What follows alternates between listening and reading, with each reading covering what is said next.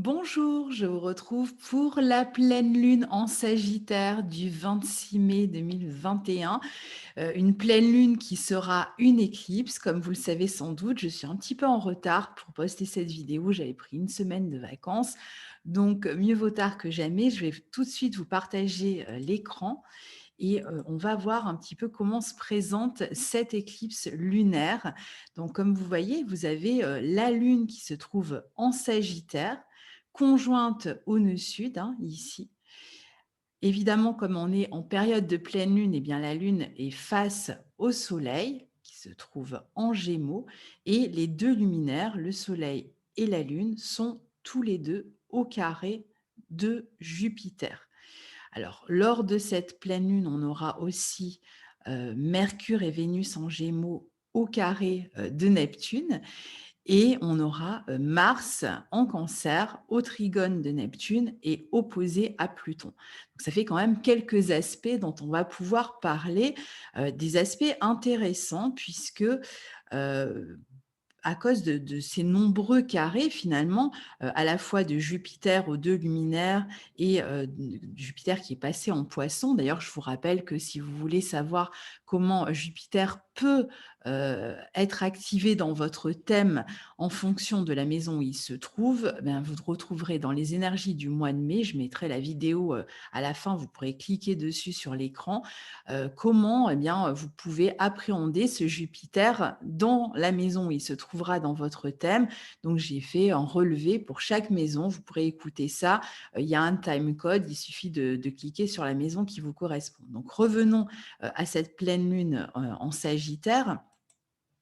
C'est une pleine lune qui aura lieu donc à 13h14 heure de Paris sur le degré 5 du Sagittaire. Elle va donc concerner évidemment les Sagittaires, mais pas que. Les Gémeaux seront pas mal touchés eux aussi par cette pleine lune. Alors finalement, si vous avez une planète ou un point, hein, l'ascendant, le milieu du ciel ou autre, sur 5 degrés des Gémeaux, du Sagittaire, des Poissons ou de la Vierge, évidemment, vous serez touché déjà par cette pleine lune. Et puis, évidemment, les lions seront aussi touchés, ainsi que les béliers à 5 degrés, mais d'une autre manière. Et finalement, comme je vous le dis à chaque fois, ces pleines lunes, ces nouvelles lunes impactent tout le monde, puisque ce qui est intéressant, c'est de voir où ça se passe dans votre thème pour savoir comment vous allez la vivre. Et plus, évidemment, la pleine lune va toucher une de vos planètes de votre thème, et plus vous serez impacté par la pleine lune ou la nouvelle lune. Alors ici, cette pleine lune est conjointe au nœud sud et le soleil évidemment en face est conjoint au nœud nord en Gémeaux et les deux luminaires, je vous le disais, sont carrés à Jupiter. La pleine lune ici est une éclipse. Alors la différence avec une pleine lune habituelle, c'est que cette lune va être conjointe au nœud sud. On est sur une éclipse lunaire, donc l'ombre de la Terre va se projeter sur la Lune. D'ailleurs, ça va lui donner une teinte un peu cuivrée, un peu rousse, hein. Et la Lune étant dans l'ombre de la Terre, et bien finalement, cette pleine Lune qui normalement devrait être extrêmement lumineuse, hein, puisqu'on est dans la période de croissance maximale au niveau de la lumière de la Lune, c'est le moment où elle réfléchit le plus la lumière du Soleil. Et bien là, pendant quelques minutes, la Lune, le Soleil et la Terre vont être à peu près alignés et la Lune va se retrouver dans l'ombre de la Terre, ce qui fait qu'elle va être éclipsée. Alors, la pleine lune, c'est toujours un moment de réalisation, un moment où on va intégrer le point de vue opposé, on va intégrer la lumière de l'autre. Et de cette intégration, de cet autre point de vue, de cette ça peut être à travers une période de culmination d'un projet, on va arriver au bout, on va pouvoir vraiment voir à quelle réalisation on a abouti, eh bien, est une période qui va permettre en général de nous éclairer. Or, comme on est justement dans une pleine lune qui est une éclipse, eh bien, cette lumière peut être un peu assombrie. On peut avoir du mal à y voir clair, et ce n'est pas peu de le dire, puisque en plus, les luminaires sont carrés à Jupiter et que l'on a vu, Mercure et Vénus sont tout carrés de Neptune. Donc là, il y a un point d'ombre, il y a un point qui peut être parfois un point de confusion ou un point où on a du mal à se projeter, on a du mal à y voir clair. Alors, on est dans le signe du Sagittaire qui est un signe mutable, un signe de fin de saison qui va précéder le solstice d'hiver, où on est au maximum déjà de la décroissance de la lumière. Donc, on est déjà dans un signe où l'ombre gagne la lumière. Et d'ailleurs, le feu du Sagittaire n'est pas un feu extérieur, hein, c'est le feu intérieur, c'est le feu de l'âtre, du foyer, dans la maison, celui autour desquels on se réunit, ou alors c'est un feu extrêmement intérieur à la personne, où les énergies finalement profondes sont stimulées et on est donc dans une espèce de promesse d'un lendemain qui chante, dans la croyance, l'espoir vers le futur. C'est un feu qui a aussi pour mission d'organiser la vie sociale, hein, de réunir les gens ensemble, et un feu qui recherche une forme de vérité, mais une vérité extrêmement intérieure, pure, accessible. Donc, il s'agit de retrouver la foi. Or, comme je vous disais, comme on est dans une période d'éclipse, eh bien, justement, cette lumière intérieur peut avoir du mal à briller, peut avoir du mal à se réaliser, à être perçu par les autres. On peut avoir du mal à se projeter, on peut avoir du mal à regarder devant soi. Il peut y avoir des éléments troubles, des éléments de confusion dans notre vie sociale, dans notre vie relationnelle aussi. Mais comme le nœud sud va représenter aussi tout l'aspect karmique du thème, et la lune va représenter tout ce qui représente la famille, les émotions, eh bien, dans la conjonction des deux, il peut être question de retourner sur des schémas familiaux ou des schémas émotionnels qui ont tendance à se répéter, qui n'ont pas été réglés et qui pourraient se représenter ici. On n'a peut-être pas conscience de ce qui se révèle, vu qu'on est dans une période d'éclipse. Donc, soit il y a quelque chose qui se révèle et on n'en a pas conscience, ou au contraire, il y a quelque chose qui se présente pour être réglé, mais éventuellement, on pourrait se retrouver dans une forme de déni par rapport à cette situation. Donc, c'est un moment où des problématiques autour d'une femme, autour de la mère, autour d'un lieu, autour de la fécondité pour certains, autour d'affaires familiales, juridiques, officielles, peuvent revenir sur le tapis pour être réglés, pour être résolus. Mais c'est quelque chose d'extrêmement profond. C'est pas juste événementiel. On est quand même dans une espèce de nettoyage émotionnel sur le plan du karma ici. Donc, il pourrait y avoir une difficulté à accéder en fait à ce schéma ou à comprendre ce qui se passe. Il peut y avoir ici des retours d'une femme du passé, retour d'un lieu du passé, retour d'histoire familiale du passé. Il peut même être question ici de se retrouver face à une future séparation, face à un futur éloignement. Il y a un travail à faire sur le détachement à certaines dépendances émotionnelles en vue d'une guérison. Et donc, ici, ça peut passer par une reconnexion à ce feu intérieur créatif qui pourrait nous amener une forme de nostalgie par rapport à toutes ces questions-là, ou une certaine confusion, comme je vous disais, dans certains cas, la difficulté à y voir clair, à avoir une forme de vérité, à accéder à une forme de vérité, ne serait-ce qu'une vérité pour soi, en soi. Donc, il s'agit ici peut-être de régler de manière officielle en même temps des affaires familiales que l'on n'a pas encore réussi à résoudre, comme je vous disais. Il peut être question d'un dénouement, hein, parfois par rapport à des affaires reliés à la mère ou à la fécondité, à des lieux, peut-être à des lieux lointains, étrangers ou dans une autre région, ou des affaires juridiques, hein, familiales. Il peut être question de régler aussi des affaires liées à la santé, au corps. Donc il s'agira peut-être de reprendre conscience de son corps, de retrouver une forme d'incarnation avec son corps ici. Alors, cette pleine lune est maîtrisée par Jupiter, son maître, hein, qui est en Poisson, au carré de la Lune, au carré du Soleil aussi, qui apporte d'un côté une grande douceur, un sentiment de guérison, une envie d'amélioration, d'abondance, qui renforce aussi ce désir de projection vers le futur, vers le lointain, d'évasion. Il peut y avoir aussi des questions d'entraide ici, mais il existe un risque de ne regarder les choses qu'à travers justement ses émotions, son imagination, de ne voir finalement qu'une part des choses, hein, c'est ce que représente cette éclipse, et donc de mal comprendre une situation. Comme je vous disais, c'est plutôt un manque de clarté, une forme de distorsion en fait du réel qui peut se passer ici. Donc d'un côté, il peut y avoir des sentiments très agréables, une humeur joyeuse, une envie en tout cas de ça, d'enthousiasme, de réunion, d'expansion dans les relations, dans une envie de déployer ses ailes. Peut-être on a des projets, de grands projets pour le futur, pour l'avenir, qui nous rendent optimistes d'une certaine manière, qui montrent qu'on est sur le pas pour améliorer sa vie matérielle et physique.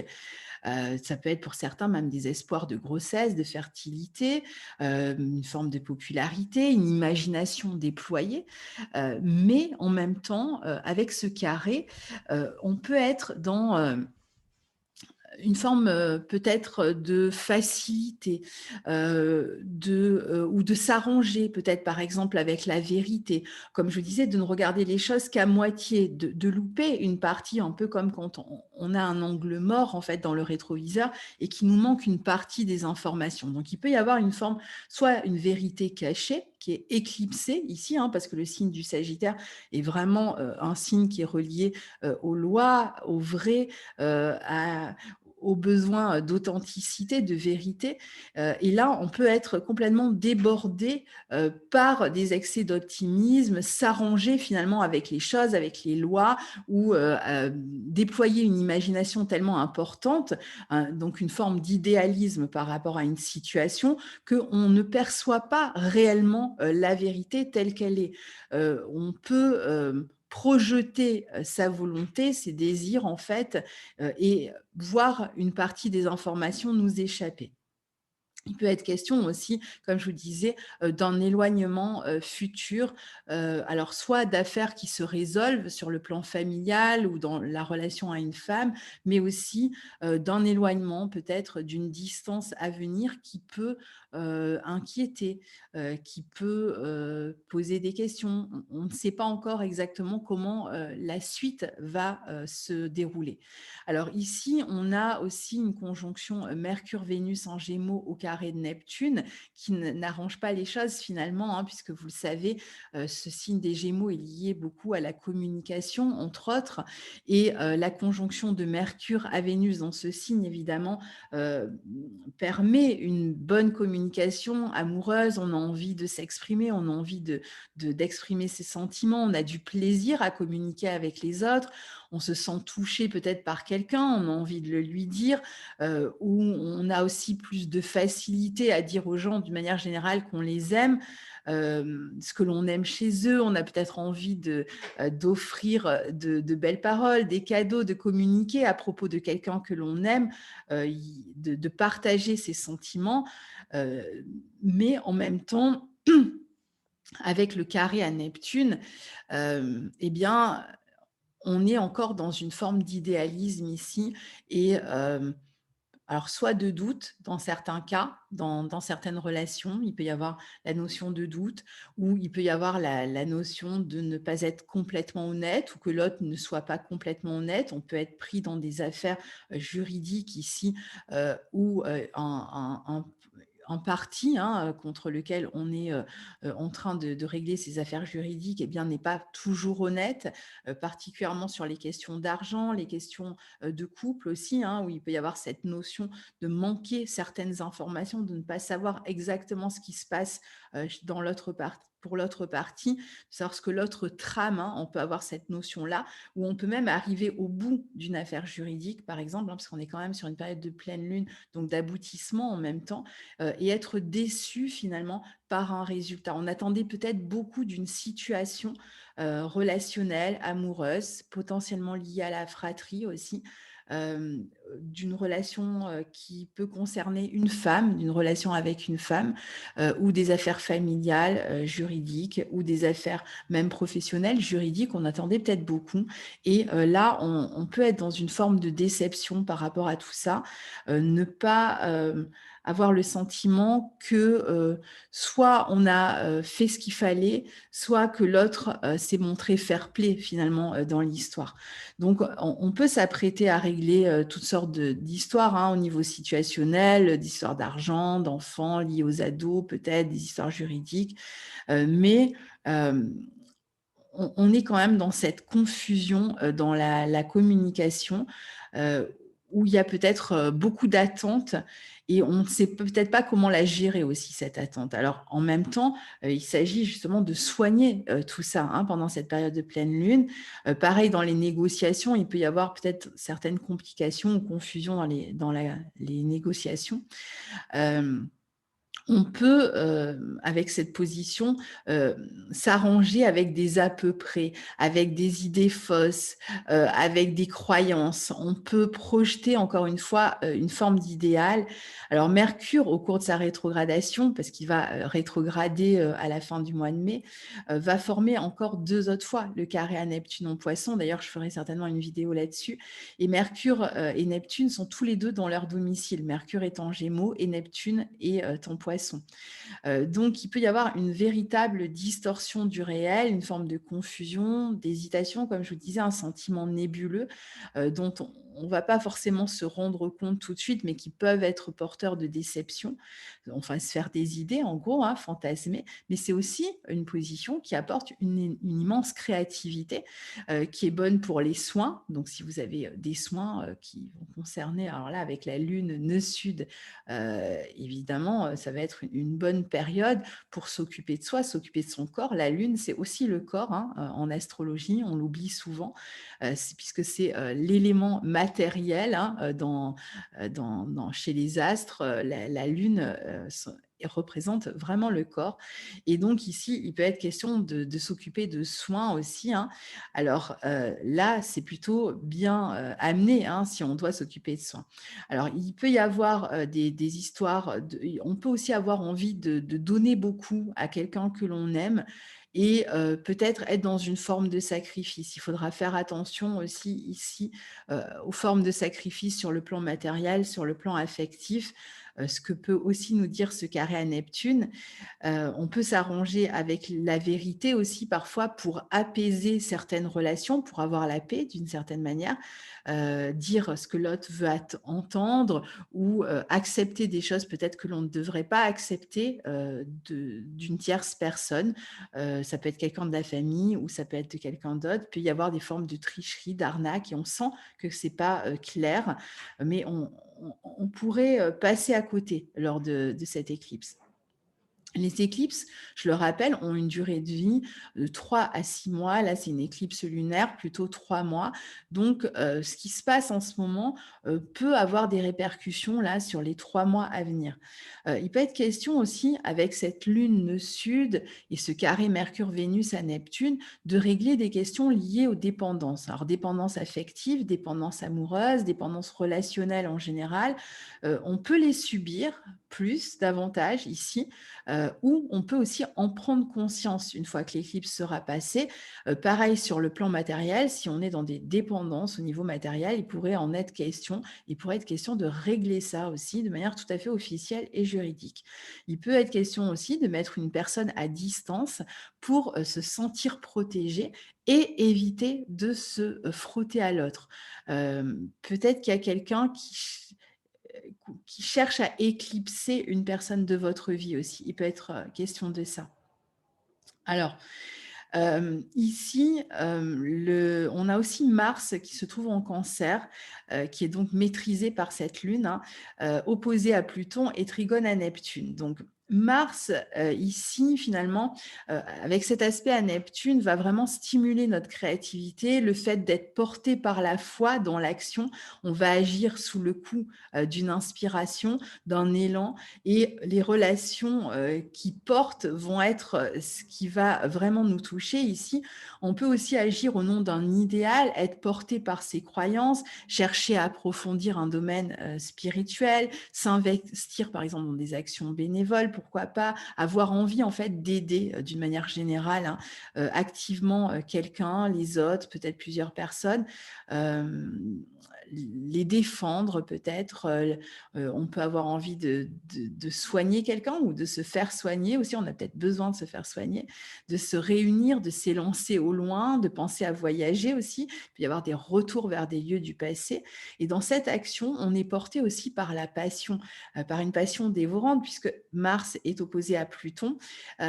Donc parfois, il va s'agir ici de défendre fermement sa sécurité, il en ayant conscience d'un sentiment de rivalité, hein, qui est là, en filigrane depuis le début, et on cherchera à aller au bout de ses désirs. On peut être même porté par la foi, par le désir, agir à sa manière. Parfois, on peut agir en secret ou avoir des personnes qui agissent en secret face à nous, hein. N'oublions pas que là, la vérité, la réalité est un peu sous couvert, et il s'agit de suivre sa voie coûte que coûte.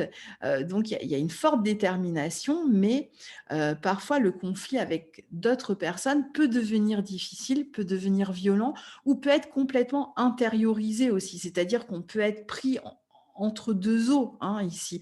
On peut avoir un sentiment de grand écart entre deux situations, et on ne sait pas où donner, on ne sait pas comment donner, on ne sait pas à qui donner, comme si le fait de donner à une personne provoquait des rivalités avec une autre. Vous voyez, il y a cette espèce de rivalité présente dans cette pleine lune, qui fait que, c'est comme si on était obligé d'éclipser une situation ou une autre pour pouvoir garder l'équilibre.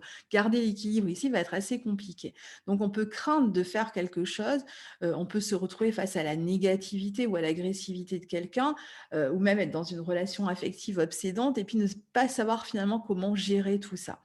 Alors finalement, cette pleine lune peut donner quand même la possibilité d'une guérison sur certaines affaires répétitives dans la relation à la femme, à la famille, à travers des démarches officielles, d'officialisation, mais aussi l'éclipse peut ramener ce type d'affaires dans notre vie, tout en ayant peut-être ce sentiment où on va peut-être pas s'en rendre compte, d'y voir clair, d'être dans une forme de confusion qui peut être générée par une incapacité, comme je vous disais, à se positionner clairement entre 2 personnes, entre 2 possibilités, et du coup, on va voir certainement qu'une partie du schéma, ce qui nous amène finalement à être sous l'influence de personnes qui peuvent chercher à manipuler une situation, et on a peut-être aussi cette sensation de sacrifice possible, soit volontaire, soit dont on ne va pas se rendre compte tout de suite, et donc être tiraillé entre 2 options et ne pas savoir finalement où se trouve la bonne pour nous, la bonne voie, où se trouve même la réalité. Donc il y a quand même des difficultés à trouver sa propre voie, peut-être, à cause de la multiplicité des avis, des options, et l'issue ici va être vraiment de s'ouvrir à plus grand, de ne pas rester le nez collé, sur les affaires, mais d'élargir son point de vue grâce à ses connaissances, par exemple, grâce à un lâcher-prise, cette lune sud, hein, qui réclame finalement de lâcher quelque chose, par rapport à la vie émotionnelle, par rapport à des attentes aussi, hem, de s'ouvrir à ces schémas répétitifs aussi émotionnels, hein, d'en prendre conscience, même si c'est peut-être plus compliqué d'en prendre conscience ici. Je pense qu'il peut y avoir une espèce de plongée intérieure. On est quand même, on l'a dit tout à l'heure, dans un feu qui est très intérieur, donc de plongée intérieure pour aller régler ces histoires-là, liées à ces schémas répétitifs et finalement karmiques, et de s'ouvrir aussi à d'autres possibilités que celles qui ont été entrevues jusque-là. Donc il va falloir apprendre à écouter, mais aussi à s'écouter et apprendre aussi à s'adapter dans cette, pleine lune. Donc ne pas craindre, la perte, ne pas être obsédé par la perte, dépasser la peur de l'autre aussi, hein, donc finalement ne pas arrondir les angles à tout prix parce que c'est ce qui pourrait se passer et ça pourrait être, générateur de toute cette confusion justement. Mais au contraire, d'accepter, les différents points de vue sans que ça vienne modifier en fait nos croyances intérieures, notre volonté intérieure, nos perspectives d'avenir, quels que soient finalement les sons de cloche que l'on va avoir autour, eh bien, réussir à garder son cap, à garder sa voix. Donc il y a peut-être, des liens, familiaux, qu'il faut laisser, se transformer, peut-être les liens à une femme dans certains cas ou, à une situation, comme je vous disais, juridique, familiale, qu'il va falloir laisser un petit peu courir. Ne pas, chercher absolument à obtenir un assentiment, de la part de l'autre, une validation parce que, ça va peut-être être difficile de trouver de la validation ici, dans le regard de l'autre, d'où, la possibilité de déception.